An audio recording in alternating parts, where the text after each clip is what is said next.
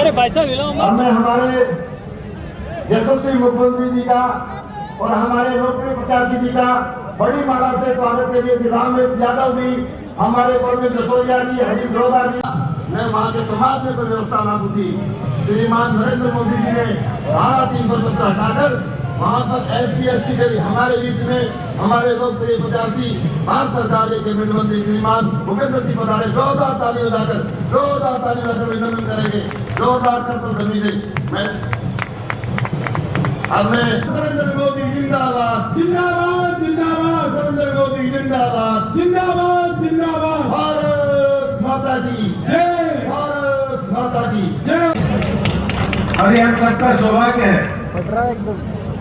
कि अपने मुख्यमंत्री बनने के कार्यकाल में राजस्थान में जो सबसे जरूरी चीज है, और खासकर माननीय मुख्यमंत्री जी, मैंने 1 महीने के अलवर के अपने पूरे चुनाव कैंपेन के दौरान ये पाया कि आपने जो ERCP का समझौता किया है वो राजस्थान में आपकी भागीरथ की भूमिका को बनाने वाला है।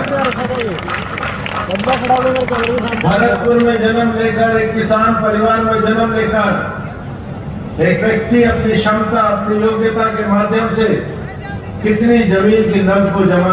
खैरतल जिले में आज भी ये हमारे लोकसभा के प्रत्याशी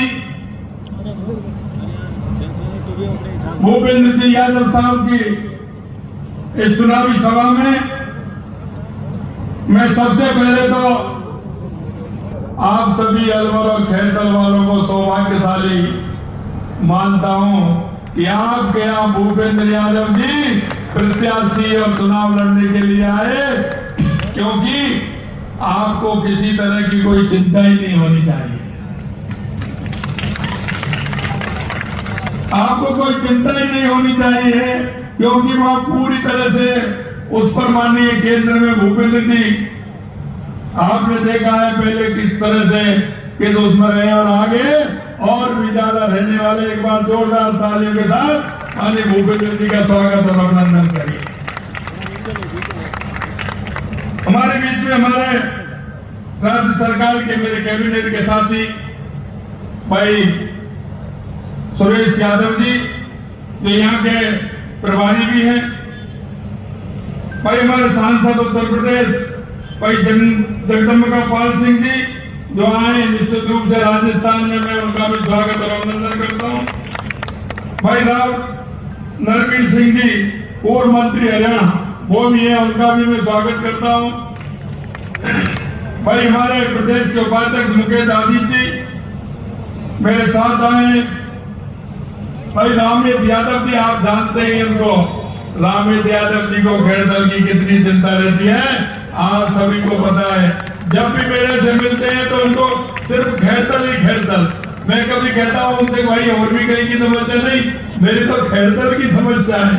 ऐसे भाई रामविलास यादव जी, जिला प्रमुख बलबीर चिल्लर जी, हमारे अलवर जिले के प्रभारी लक्ष्मीकांत भारद्वाज जी, लोकसभा के संयोजक संजय लरुका जी, जिला अध्यक्ष भाई उमेश माया जी, जिला अध्यक्ष दक्षिण अशोक गुप्ता जी, हरीश रोगा जी सभापति, अशोक टाटा जी पूर्व सभापति, प्रवीण जसोरिया जी मंडल अध्यक्ष, तारामणि सतीश सिंगर चेयरमैन, राजेश भटवाड़ा जी जिला उपाध्यक्ष, सुरेश जी जाकर पूर्व उपाध्यक्ष, और खैरतल के गांव ढाणी ढाणी से आए मेरे सामने बैठे मेरे पूजाई और बुजुर्गों, नौजवान दोस्तों और माता बहनों, सबसे पहले तो मैं आप सभी को नमन करता हूं, आपका वंदन करता हूं, आप सभी को प्रणाम करता हूं। आपने देखा होगा आज मैं अभी पहले जयपुर में था, आप देख रहे हो कांग्रेस के लोगों में से राम ही निकल गया, राम ही निकल गया। हम देखते हैं गांव में कोई बुजुर्ग होते क्या पहले तो जब हम बैलों से खेती होती थी तो बैल काम नहीं करता था तो कहते थे इसका तो राम निकल गया इसमें से। तो ऐसे कांग्रेसियों में से राम निकल गया। अगर उसको टिकट दे रहे तो वो कह रहा कि मैं तो चाह नहीं रहा था, मेरे को क्यों दे दिया। दूसरे को कह रहे तो वो भी ये कह रहा कि मेरे को टिकट क्यों दे दिया। अगर जिसको ले रहा था साहब मैं तो लड़ना ही नहीं चाहता था, मेरे को तो वैसे ही लड़ा दिया। अगर किसी ने कह रहा कि ये लड़ना चाहता कि मैं भी लड़ना नहीं चाहता हूँ। एक तो यहाँ तक है क्या फॉर्म भर दिया, कांग्रेस वाले कह रहे हैं कि इसको वापस लो, वो गायब ही हो गया, वो 3 दिन तक उनको मिला ही नहीं।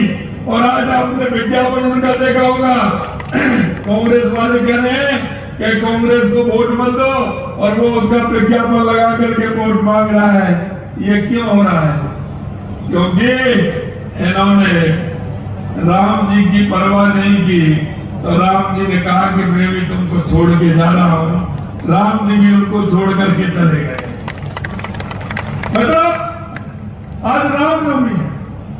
आज के दिन हमारे हर परिवार में कई कन्याओं का भोजन होता है, कई हमारा राम जी का अभिषेक होता है, हमारी शोभा यात्राएं निकलती है, क्योंकि हमारे राम हमारे रोम रोम में बसते हैं, रोम रोम में बसते हैं।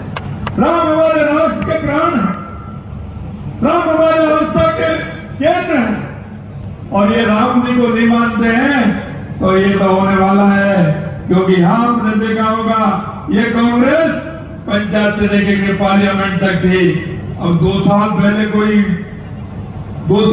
कोई क्षेत्रीय दल या कोई पार्टी बन के आ गई, वो अगर सीटों पर भी आ जाते कोई समझौता करने के लिए तो कांग्रेस वाले ये भी कह लेते उन पर भी समझौता कर लेते। आपने देखा 2 साल पहले आई, उससे भी समझौता कर लिया, तीसरे से भी समझौता कर लिया। सीपीएम का कहीं कोई राजस्थान में कोई नहीं है, लेकिन उन्होंने बोला हम हार से बचेंगे, कम से कम ये तो कह देंगे हम नहीं हारे, ये हारे।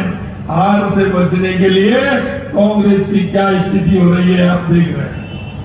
मैं तो मैं दूसरे आपसे निवेदन करना चाहता हूं, ये खैरतल जिला है हमारा और इस जिले को हम, क्योंकि ये हमारा दिल्ली गुड़गांव से सबसे नजदीक का जिला कौन सा है?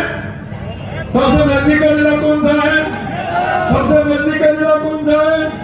तो मैं आपको ये विश्वास दिलाना चाहता हूँ, अरे उधर की हवा आएगी कि नहीं आएगी? इधर राजस्थान की आएगी कि नहीं आएगी? राजधानी से इधर दिल्ली से आएगी कि नहीं आएगी? तो ये हवा कहाँ आएगी? खैरतल में आएगी ना। तो ये विश्वास करिए, हमारा खैरतल गुड़गांव की तर्ज पर विकास करेगा, गुड़गांव की तर्ज पर विकास करेगा।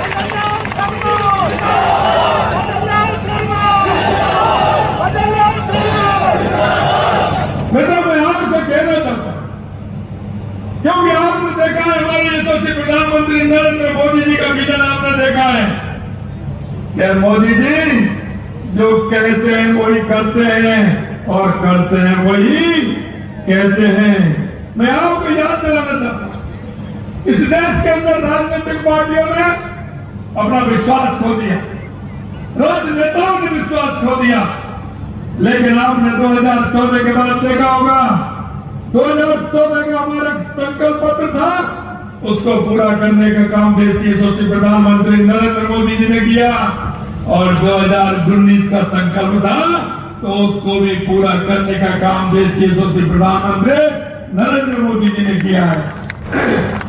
और अब आपने देखा होगा 2024 का भी संकल्प पत्र आया, हम भी 4 महीने मेरा भी एक वोट है, मेरा भी एक वोट है, एक सिपाही का भी एक वोट है, आपकी आड़त की दुकान पे काम करने वाले मजदूर का भी एक वोट है।